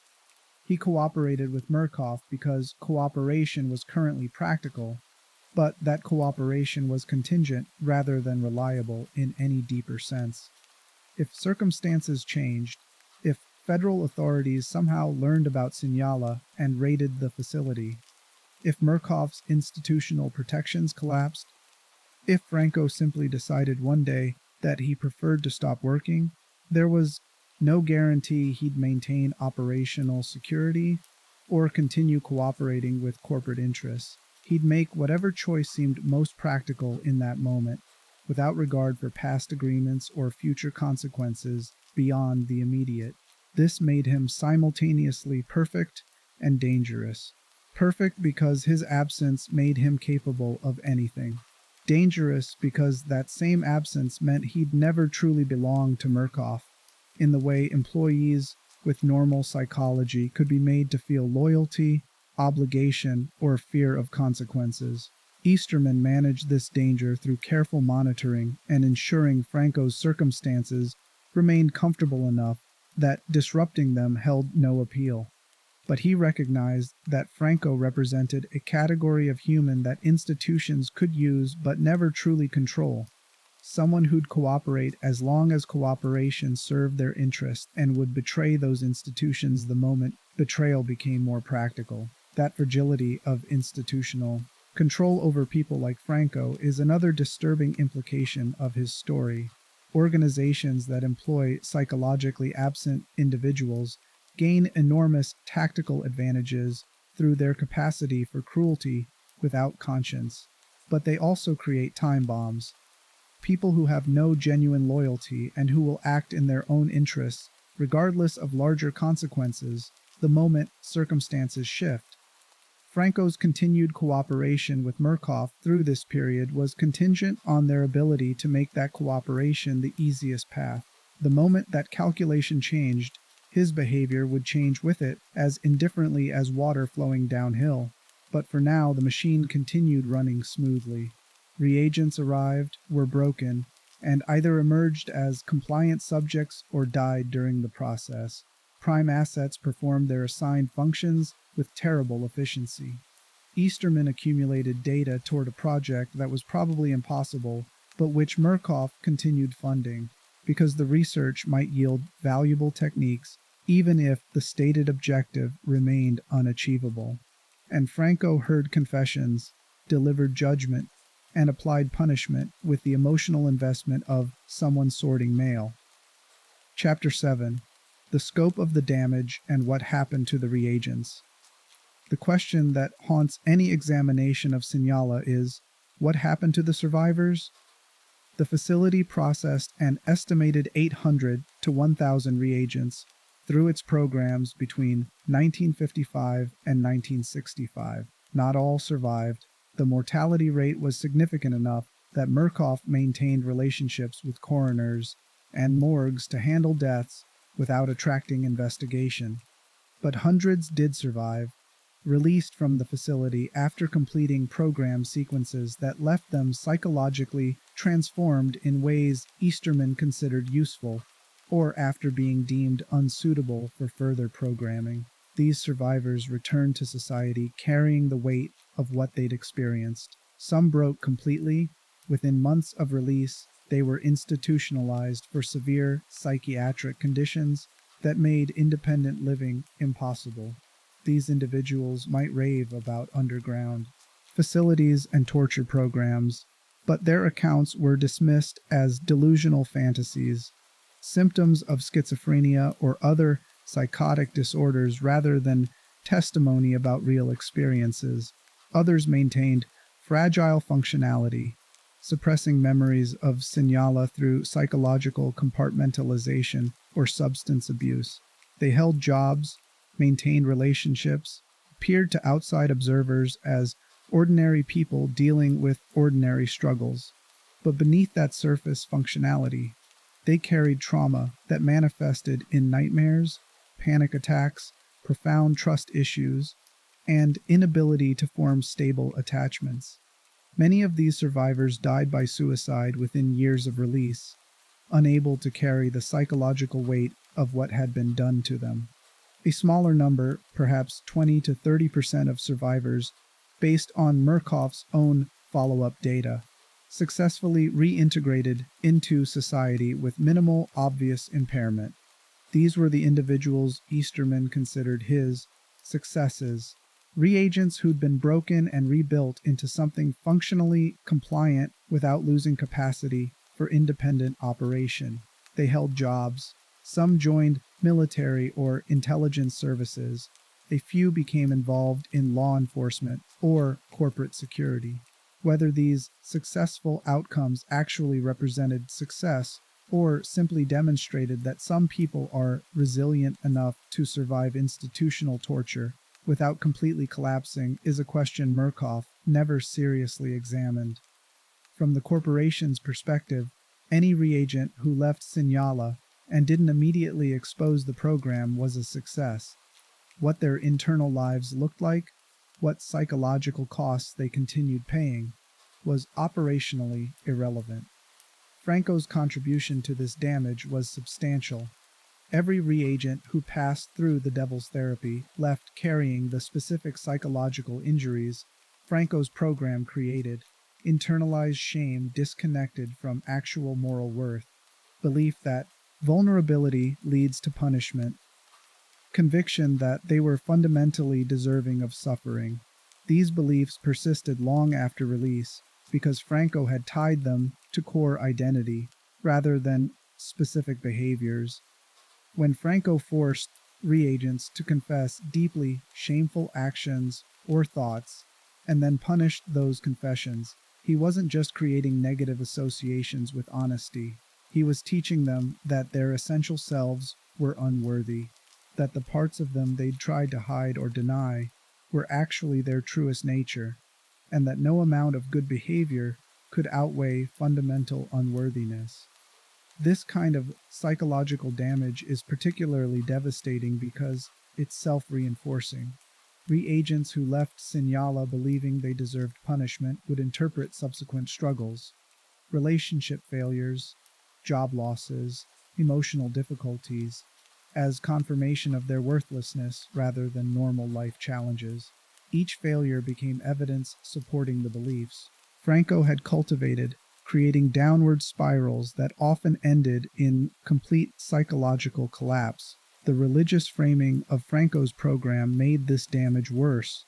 By positioning himself as confessor and judge, by invoking imagery of sin and damnation, Franco tapped into cultural and psychological frameworks around guilt and redemption. For reagents with any religious background, the devil's therapy corrupted their existing belief systems, making it impossible to seek spiritual comfort or forgiveness because Franco had taught them that confession leads to judgment rather than absolution, that there's no redemption for people like them, that God, if he exists, has already rendered his verdict and its damnation. Some survivors turned to religion seeking healing after release, but many found that Franco's program had poisoned that well. They'd approach clergy or religious counselors seeking guidance, but the act of confession, which should be healing within religious frameworks, triggered associations with Franco's sessions, creating panic attacks or psychological shutdown. The very mechanisms their faith traditions offered for processing guilt had been weaponized against them in ways that made those mechanisms unusable. Other survivors developed what clinicians would now recognize as complex PTSD, a condition that shares symptoms with standard post-traumatic stress disorder but includes additional features like difficulty regulating emotions, negative self-perception, and problems with relationships. These symptoms mapped directly onto what Sinyala's programs had created: emotional dysregulation from repeated exposure to unpredictable trauma, negative self-perception from Franco's systematic destruction of moral worth, and relationship difficulties from programs like Coyle's that had trained them to betray others for survival. Treatment for these survivors, when they sought or received it, was complicated by the fact that their trauma sources couldn't be discussed openly. Murkoff had required all reagents to sign non-disclosure agreements before release, backed by legal threats and sometimes more direct intimidation. Survivors who violated those agreements risked lawsuits, criminal prosecution for breaking classified research protocols, or simply disappearing in ways that wouldn't attract investigation. This meant therapists treating Sinyala survivors often received fragmentary or deliberately obscured accounts of their trauma. Survivors might describe nightmares about confessing sins and being judged, but they'd claim these were anxiety dreams rather than memories. They'd report panic attacks triggered by specific stimuli: carnival music, religious imagery, police uniforms, without being able to explain the associations. Therapists would work with what they were given, but without access to the actual trauma sources, treatment was necessarily limited. Some survivors found each other, forming informal support networks, where they could discuss their experiences without fear of legal consequences. These networks operated carefully, using coded language and maintaining security protocols that would seem paranoid, except they were entirely justified given Murkoff's documented responses to previous survivors who'd attempted to expose the program. One such network, in the late 1960s, compiled testimony from 17 survivors into a document they intended to submit to federal authorities. The document detailed specific programs, named prime assets, including Franco, and provided enough corroborating evidence that it should have triggered investigation.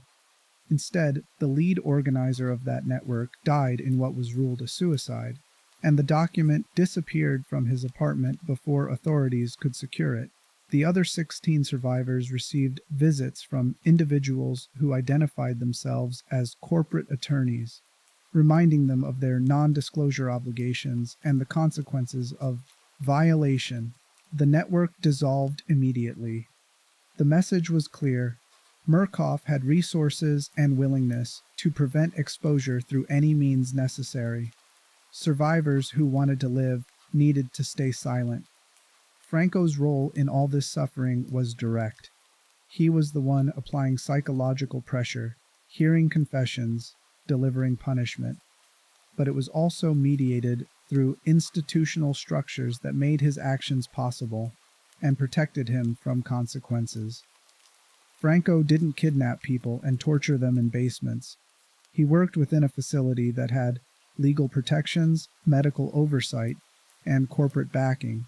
His cruelty was sanctioned, systematized, and framed as legitimate research rather than criminal assault. This raises questions about culpability and responsibility. Franco is clearly morally responsible for his actions. He chose to work at Sinyala, chose to participate in programs he understood were destroying people, and never showed any remorse or resistance. But how much responsibility belongs to Murkoff Corporation, which created the facility and hired Franco specifically because his psychology made him effective at torture? How much belongs to the federal agencies that provided funding and legal protection through classified research programs? How much belongs to the doctors and researchers who designed the programs Franco implemented? The answer is probably that responsibility is shared but not diluted. Franco bears full responsibility for his choices, and simultaneously, Murkoff bears full responsibility for creating the institutional structures that made those choices possible. And federal agencies bear full responsibility for enabling the programs through funding and legal protection. Responsibility isn't a finite resource that must be divided among perpetrators. Multiple parties can be fully responsible for the same atrocity when their actions combine to create it. But in practical terms, responsibility without accountability is meaningless. Franco was never prosecuted for his actions at Sinyala. Neither were Easterman, other prime assets, or Murkoff executives who approved and funded the programs. The facility's existence remained classified through legal mechanisms protecting national security research. Survivors who attempted to seek justice were silenced through intimidation, legal threats, or simply being dismissed as mentally ill. The only accountability Sinyala ever faced came decades later, when enough time had passed that key perpetrators were dead, and institutional memory had faded enough that partial disclosure became politically manageable. Even then, official acknowledgement was carefully limited. The government admitted classified research programs had violated ethical standards, offered vague apologies, and provided minimal compensation to survivors who could prove their involvement. Franco wasn't among those who faced even this limited accountability. By the time any official acknowledgement occurred, his fate was unknown to authorities. He might have died during Sinyala's later operations. He might have been released and resumed life under a new identity. He might have been recruited into other classified programs that valued his specific talents. The documentation simply goes silent after a certain point, leaving his ultimate fate uncertain. But his impact persists in the lives of every reagent who passed through the Devil's Therapy. For those survivors still living, Franco remains a presence in their nightmares and trauma responses. His voice delivering judgment, his face showing nothing while he hurt them, his absolute indifference to their suffering. These memories don't fade with time because they're tied to core identity rather than specific events. Every time those survivors feel shame about themselves, some of that shame traces back to Franco's program. Every time they struggle to be vulnerable with people they love, some of that struggle comes from learning. That vulnerability leads to punishment. Every time they question their fundamental worth as human beings, Franco's judgment echoes through that question. He destroyed people at industrial scale, not through passionate cruelty, but through cold, procedural efficiency. And the fact that this destruction was sanctioned by corporate authority and protected by legal frameworks doesn't make it less evil, it makes it more evil, demonstrating how efficiently humans can be damaged when institutions organize cruelty as labor and hire people like Franco to perform it. Chapter 8. What Franco Barbi teaches us about institutional horror. The story of Franco Barbi intersects with questions that extend far beyond one man's actions at one facility. His success as a prime asset reveals structural truths about how institutional evil functions, who it recruits, and why it's so difficult to resist or dismantle even when its existence is known. First truth: institutions don't need to create monsters when monsters already exist in the general population. Franco arrived at Sinyala fully formed. His emotional absence and capacity for cruelty predated Murkoff's involvement entirely. The corporation's innovation wasn't manufacturing his psychology, but recognizing it and providing structure where that psychology could be deployed toward institutional objectives. This has implications for how we think about preventing atrocity. If the bottleneck for institutional evil was creating perpetrators, then interventions focused on preventing radicalization or psychological manipulation might be effective. But if perpetrators like Franco exist naturally and simply need recruitment, then prevention requires different strategies. Identifying such individuals before institutions recruit them, denying institutional protections that make their actions legally permissible, creating consequences for organizations that employ them. None of these strategies are currently implemented at scale. Psychology doesn't screen for emotional absence in ways that would flag potential Francos before they enter positions where that absence becomes dangerous. Corporate law doesn't hold organizations meaningfully accountable for employing individuals who commit atrocities under institutional authority, and legal protections for classified research remain broad enough that modern equivalents of Sinyala could operate with minimal oversight. Second truth: emotional absence is advantage in organizational contexts that reward ruthless efficiency. Franco rose quickly within Sinyala's hierarchy precisely because his lack of empathy made him more effective than prime assets who experienced guilt, hesitation, or moral conflict. Organizations optimizing for specific outcomes without regard for ethical constraints will naturally elevate people like Franco, creating institutional cultures where absence is valued over conscience. This selection pressure exists across many domains. Military units conducting interrogations prefer operators who won't be psychologically damaged by inflicting pain. Intelligence agencies running covert operations need case officers who can manipulate and discard assets without emotional attachment. Corporations pursuing profit strategies that involve mass harm want executives who will focus on spreadsheets rather than suffering.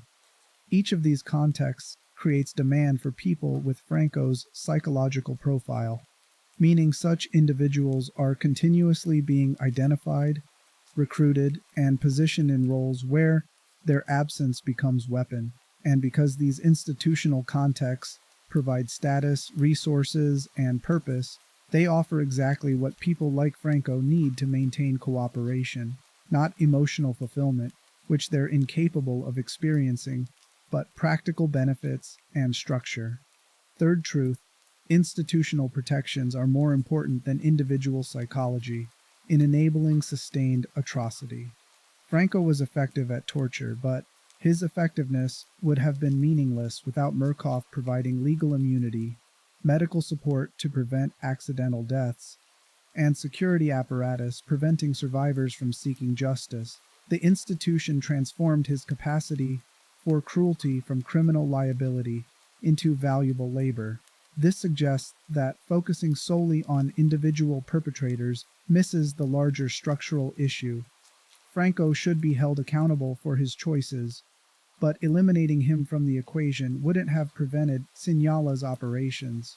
Murkoff would have simply recruited someone else with similar psychology. The institution created demand for his specific talents, and that demand would persist regardless of which individual filled the role. Meaningful prevention requires targeting institutions rather than just individuals. This means eliminating legal protections for classified research that violates ethical standards, creating aggressive oversight mechanisms that can actually investigate and shut down programs like Sinyala, and establishing accountability frameworks that punish organizations rather than allowing them to sacrifice low-level perpetrators while preserving institutional structures. Fourth truth: the line between legitimate authority and atrocity is thinner than we want to believe. Sinyala operated with government funding, legal protections, and institutional frameworks that made its operations technically legal within classified research parameters. Franco wasn't a rogue actor. He was an employee performing assigned duties within approved programs. This creates deeply uncomfortable questions about authority and legitimacy. At what point does legal authority become insufficient justification for actions? When does following institutional protocols constitute criminal behavior despite those protocols being officially sanctioned? How do we distinguish between legitimate research that might involve some risk to participants and systematic torture disguised as research? The answers require accepting that legal and moral authorities sometimes diverge, that actions can be technically legal while being fundamentally wrong, and that individuals within institutions have moral obligations that supersede institutional directives. But accepting these principles also means acknowledging that almost everyone would fail to uphold them under sufficient pressure, that most people, faced with choosing between defying institutional authority and participating in atrocity, would participate. Franco's advantage was that he never faced that moral dilemma because he experienced no moral conflict. But for everyone else at Sinyala, the doctors who monitored sessions, the guards who transported reagents, the administrators who maintained records, participation required overcoming or suppressing conscience. They succeeded through the same rationalizations that have always enabled institutional evil: trust in authority, belief that someone higher up must have good reasons for these directives, fear of consequences for resistance, and gradual normalization of horror through repeated exposure. Fifth truth: survivors of institutional atrocity face systematic barriers to justice that protect perpetrators and institutions. The Sinyala survivors who tried to expose the program encountered legal threats, intimidation, and often simply being dismissed as mentally ill. Their testimony was treated as unreliable because they'd been traumatized, creating a catch-22 where the very harm that made their testimony most urgent also became the reason that testimony was discounted. This pattern recurs across institutional atrocities. Survivors of CIA torture programs face classification restrictions, preventing them from testifying publicly. Victims of military sexual assault encounter command structures protecting perpetrators.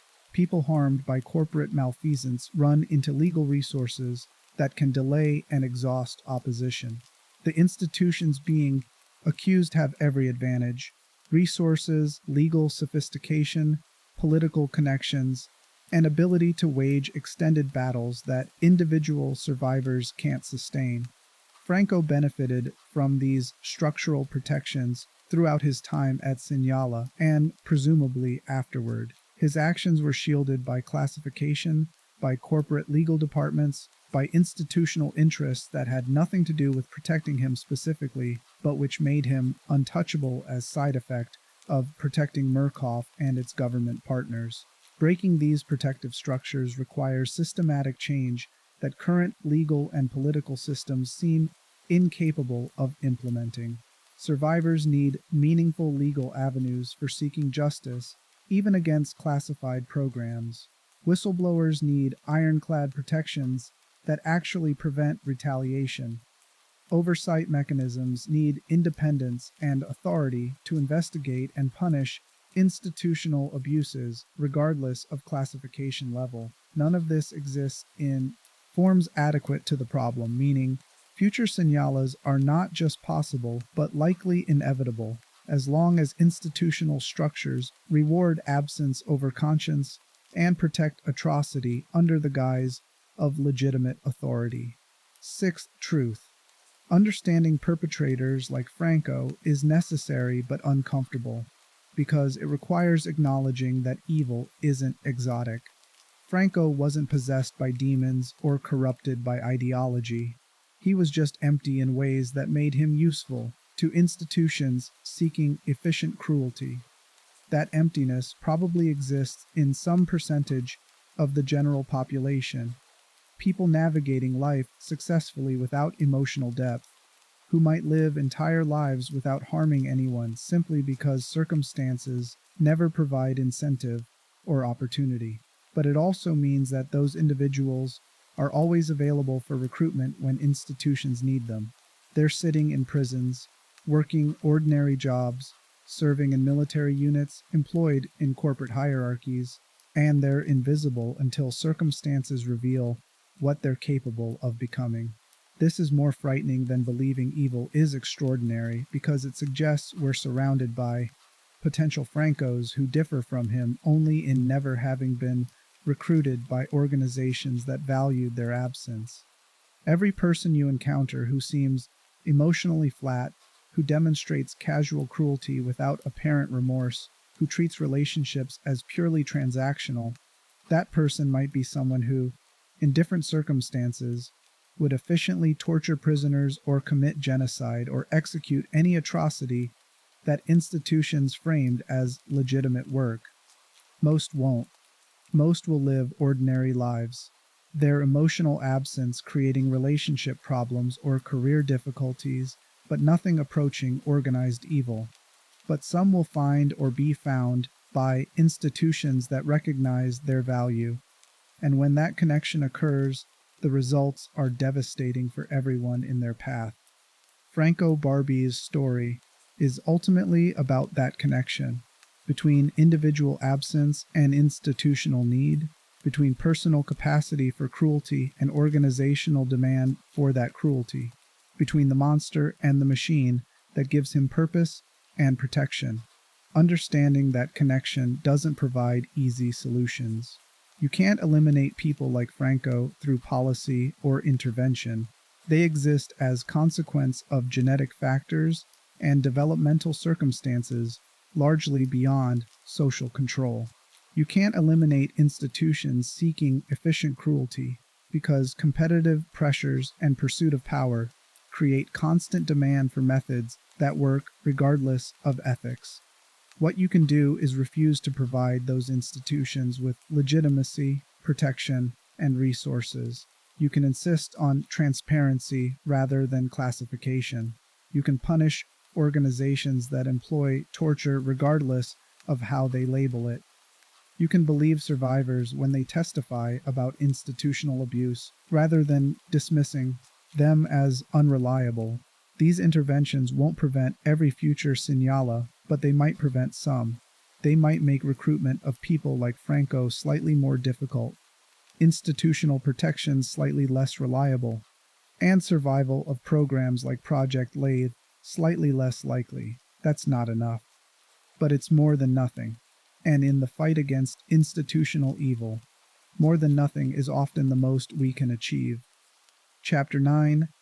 The End of Sinyala and Franco's Unknown Fate. Project LATHE continued operating through the mid-1960s, but by that point, institutional pressures were mounting that would eventually force Sinyala's closure. Federal oversight of classified research programs was increasing in response to various scandals involving human experimentation. The political climate was shifting in ways that made programs like LATHE more difficult to justify even internally. And Easterman himself was aging, his health deteriorating from years of stress and guilt he'd never properly acknowledged. Documentation from this period shows Murkoff executives beginning to discuss wind-down strategies for Sinyala. The facility had generated valuable research on psychological breaking points, interrogation techniques, and methods for creating compliance through trauma. That research could be preserved and applied in other contexts, even if the facility itself closed, and maintaining Sinyala was becoming increasingly expensive relative to returns.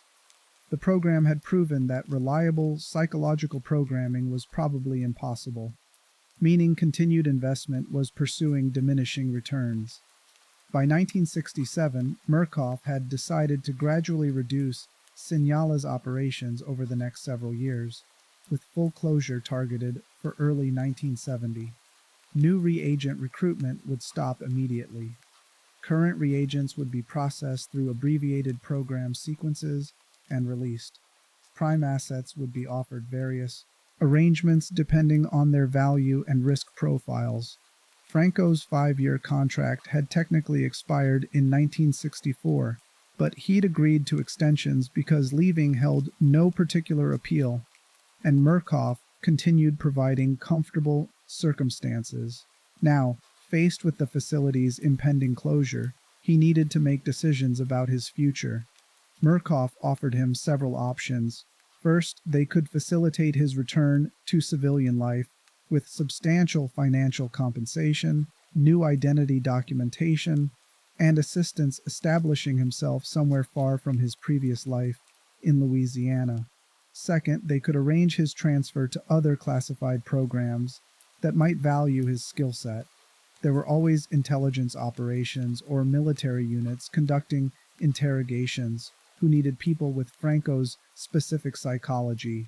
Third, they could maintain him on retainer, essentially paying him to remain available for contract work if future situations required someone with his capabilities. Franco considered these options with characteristic lack of emotional investment. Civilian life would be comfortable but potentially boring. He'd spend money on basic pleasures but had no interests or relationships that would make that life meaningful. Transfer to other programs would provide continued structure and purpose, though intelligence work might involve more complications than Sinyala's controlled environment had presented. Retainer status would offer financial security combined with minimal obligations, essentially being paid to exist and wait for calls that might never come. He chose the retainer arrangement. Murkoff provided him with substantial initial payment, established ongoing monthly stipend, and gave him contact information for handlers who would reach out if his services were needed. Franco relocated to a small city in the Southwest, rented modest apartment, and settled into life without structure or purpose beyond basic maintenance and occasional contract work. The historical record goes mostly silent about Franco after this point. There are fragmentary references in declassified documents suggesting someone matching his profile was used for specific operations during the 1970s, interrogations of suspects in national security cases, intimidation of individuals who pose problems for corporate interests, the kind of work that required someone who could inflict harm efficiently without creating evidence or attracting investigation. One document from 1973 references Asset B being deployed to deal with a potential whistleblower planning to expose classified research programs. The whistleblower died in what was ruled an accident, falling downstairs in his apartment building. The circumstances suggested possible foul play, but evidence was insufficient to prove murder. Asset B was paid his standard fee and returned to inactive status. While the document doesn't confirm Asset B was Franco, the operational profile matches closely. Another reference from 1978 mentions a contractor with Franco's background being considered for operations in South America, where various intelligence agencies were supporting authoritarian regimes engaged in systematic torture and disappearances. Whether Franco actually participated in those operations is unknown. The document was exploring possibilities rather than confirming deployments. By the 1980s, references to anyone matching Franco's profile disappear entirely from available records. This could mean several things. He might have died, his documentation might remain classified at levels not yet released, or he might have simply become inactive as age reduced his operational value, and corporate interests found other resources for tasks he'd previously handled. The most likely scenario is that Franco lived out his remaining years in quiet obscurity, supported by his retainer payments, engaging with the world minimally beyond basic necessities. For someone who'd never developed complex emotional life or deep interest, retirement would have looked like ordinary existence had always looked. Time passing, needs being met, no particular joy or suffering, just continuation until continuation stopped. This mundane end might seem anticlimactic for someone whose actions at Sinyala caused such profound damage. We expect monsters to meet dramatic fates, to be captured and punished, to die violently, to face consequences that match the magnitude of their crimes. But Franco probably just got old and died, possibly in some unremarkable way that wouldn't even make local news. His body discovered by landlords or utility workers who had no idea what he'd done decades earlier. The absence of dramatic justice is itself instructive. Most perpetrators of institutional atrocity don't face consequences proportionate to their actions. They retire comfortably, die of natural causes, and are buried, with obituaries that present sanitized versions of their lives that omit the horror they caused. The survivors they damaged continue suffering long after perpetrators have stopped thinking about them, if they ever thought about them in meaningful sense to begin with. Franco almost certainly never thought about the reagents he'd tortured beyond operational necessity. They weren't people to him, just work he'd done, and once that work ended, they would have faded from his mind completely. He wouldn't have been haunted by their faces or kept awake by their screams, because those experiences generated no emotional impact worth remembering. This is perhaps the cruelest aspect of his story, the profound asymmetry between what he did to others and what it meant to him. For the reagents who survived the devil's therapy, Franco remained a presence in their psychological lives forever, shaping how they experience shame, vulnerability, and self-worth decades after leaving Sinyala. For Franco, they were utterly forgettable, meaningless beyond the immediate context of sessions he conducted. That asymmetry characterizes much institutional atrocity. The people inflicting harm move on with minimal psychological cost, while their victims carry damage forever. Torturers complete their shifts and go home to families. Survivors never escape what was done to them, and the legal and political systems that should address this asymmetry instead protect perpetrators through classification, institutional authority, and simple passage of time that makes prosecution increasingly difficult. If Franco is still alive today, he'd be in his 90s, possibly living in some retirement community or care facility, his past unknown to everyone around him. The caregivers assisting him with daily needs would have no idea that this elderly man with cherubic face once systematically destroyed human beings as efficiently as others might file paperwork. His fellow residents, if he has any social interaction at all, would know him as quiet and unremarkable, emotionally distant but not hostile, someone who keeps to himself without causing problems. And the survivors he damaged, those still living, would continue carrying the psychological scars he inflicted, would still struggle with shame and vulnerability and sense of worthlessness he cultivated in them, would still have nightmares where his face appears delivering judgment they can never escape. That's the reality of institutional horror. Not dramatic confrontations between good and evil, not justice served and balance restored, but perpetrators living comfortable retirements while their victims suffer. Institutions protecting those who serve them regardless of what that service required, and silence that buries truth until everyone involved is dead and accountability becomes impossible. Franco Barbi's ultimate fate is unknown, but what's certain is that he lived comfortably enough that questions about his fate could remain unanswered, that institutional protections and passage of time erased consequences, and that whatever suffering he caused, however many lives he damaged, however much trauma he inflicted, generated no meaningful penalty for him personally. That's the lesson his story teaches about institutional evil. It thrives in silence, protects its instruments, and escapes accountability through structures designed to make truth difficult to establish and justice difficult to achieve. Epilogue: Why we need to remember Franco Barbi. There's a temptation to forget people like Franco Barbi. Their stories are uncomfortable, offering no redemption arcs or moral clarity. Franco didn't learn and grow. He didn't experience late-life regret or attempt to make amends. He simply existed as emotionally empty at the end of his life as he'd been at the beginning, having caused immense damage without experiencing any meaningful consequence. Remembering him anyway is necessary for several reasons.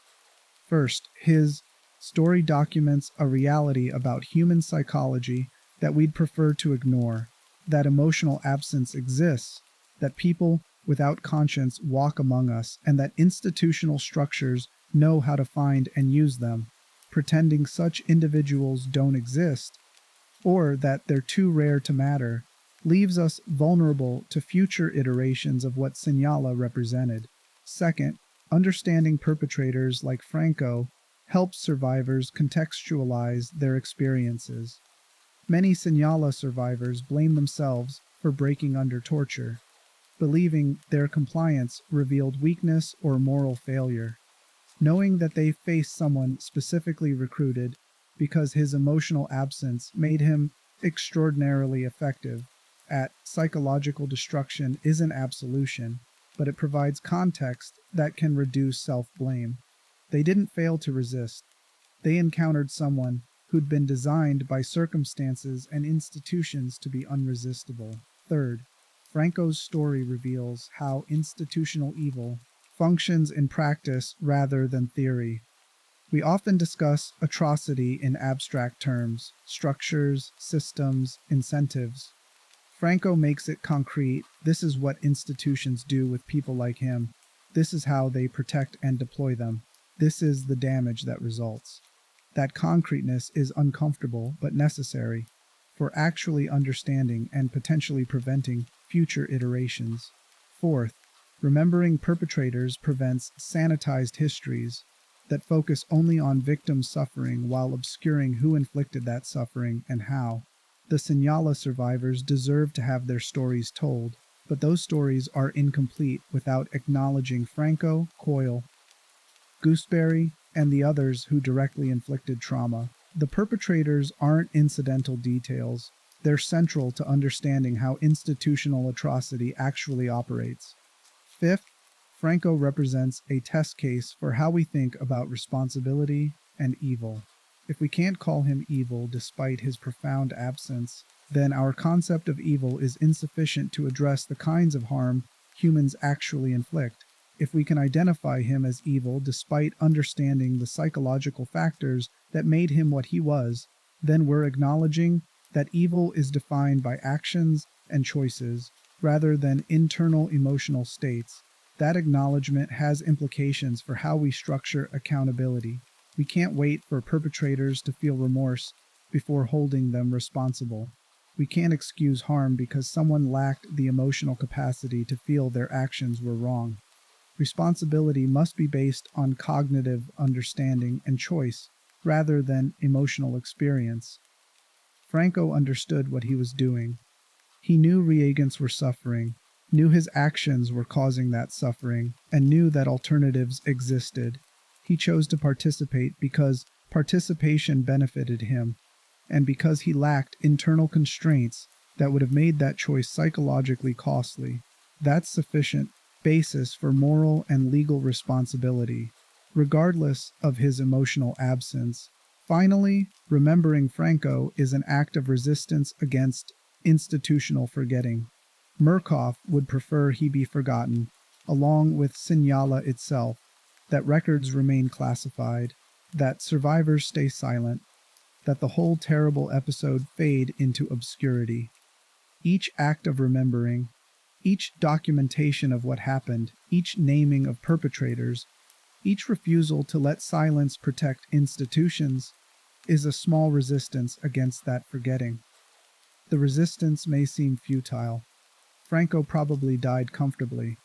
Murkoff continues operating in various forms. The institutional structures that enabled Sinyala persist in modified forms. Speaking truth doesn't always lead to justice, and justice, even when achieved, doesn't undo harm. But silence guarantees that institutions face no pressure to change, that perpetrators face no social consequences, that survivors remain isolated in their suffering. Speaking truth, at minimum, creates historical record, provides survivors with validation that their testimony matters, and marginally increases the possibility that future iterations might face more resistance than previous ones did. Franco Barbi was a man without empathy, who became an instrument of institutional torture, who damaged hundreds of lives without remorse, and who likely faced no meaningful consequences for actions that would be prosecuted as crimes against humanity if committed outside classified research protections. His story is deeply uncomfortable because it reveals how easily institutional evil finds willing instruments, how effectively it protects them, and how rarely justice catches up to anyone involved. That discomfort is precisely why the story matters. Comfortable narratives about evil don't prepare us for reality. They don't help survivors understand what they endured. They don't prevent future institutional horrors. And they don't honor the truth of what actually happened to real people at real facilities under protection of real institutions that continue operating today. So we remember Franco Barbi, not to lionize or sensationalize him, but to document accurately what one human being proved capable of when institutions provided opportunity, authority, and protection, to acknowledge the survivors who carry permanent damage from encountering him in circumstances they never chose, and to insist that institutional classification and passage of time don't erase moral reality of actions taken or responsibility owed. The Devil's Therapy ended when Sinyala closed, but its consequences persist in every survivor still living with the psychological architecture Franco built into their sense of self. He succeeded in his assigned function, breaking people systematically, efficiently, without remorse. That success is an indictment of institutions that valued such work and protected those who performed it. And remembering that indictment, speaking it clearly despite discomfort it creates, is the least we owe to the people whose lives were destroyed. So, corporations could test whether human consciousness could be programmed like machinery. It couldn't be, but tremendous damage was inflicted trying to find out. Franco Barbi was the one holding the knife. Murkoff Corporation was the one who pointed him at targets. Federal agencies were the ones providing funding and legal cover. And silence is what lets all of them escape the accountability they've earned. So we speak instead, and remember instead, and refuse to let institutional evil hide in classification and time. That's what this story demands. Not comfort or closure, but clear-eyed acknowledgement of what happened, who did it, and how easily it could happen again if we convince ourselves that monsters are exotic rather than recognizing they're just people with specific absences waiting for institutions to give them purpose and protection. Franco Barbi found his purpose at Sinyala. The survivors found their damage.